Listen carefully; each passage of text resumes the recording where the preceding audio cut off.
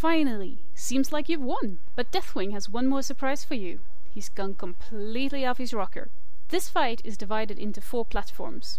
You start on Ysera's platform and she grants you the ability Enter the Dream. When used, you take 50% less damage for 2.5 seconds, which is very useful for everyone, but the tanks especially.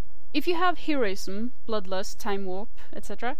available at the start, use it as soon as the fight starts. Doing this means that you get to have 2 heroisms within the fight. You start out by DPSing Deathwing's arm tentacle that's gripping the platform. After a little while, a mutated corruption will spawn on the back end of the platform. The tanks will need to quickly get into position to tank it, and DPS need to kill it as fast as they can. DPS just keep an extra eye to check that the tanks actually has picked it up before you're going nuts, or it will likely kill you. Never rush in blindly.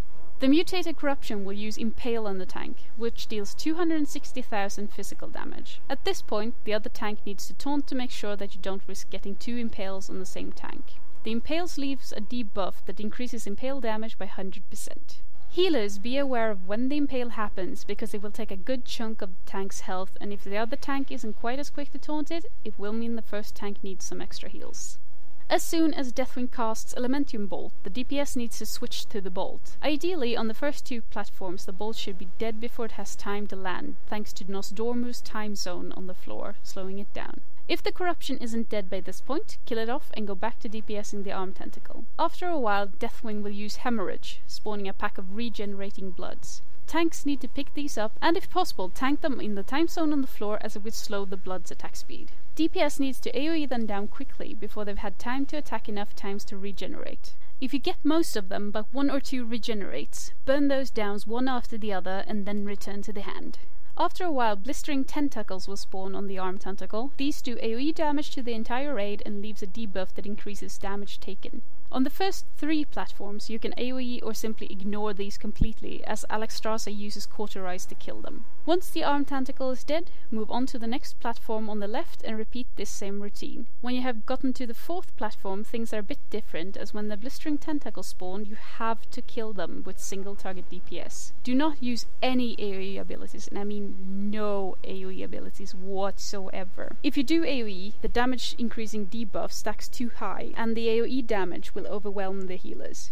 As DPS, feel free to use survivability cooldowns on the Elementium Bolt and the blistering tentacles on the last platform, as both those abilities will hurt a fair bit and the healer's mana is generally taxed at this point. Once all 4 arm tentacles are dead, Deathwing will fall forward and land on the platform you started on. Hop on back and start DPSing him. After a little while, a cluster of Elementium fragments will spawn. These need to be killed off as fast as possible. You now have access to Ysera's Enter the Dream ability again. Use this if you are the target of the Fragment's Barrage ability.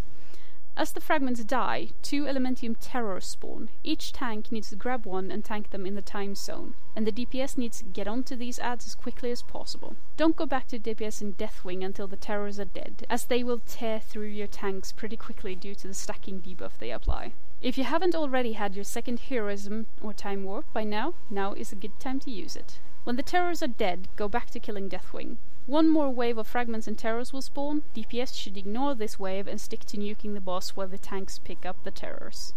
And that's really all there is to this fight. There's a lot to take in, but once you get the hang of it, it's actually fairly easy.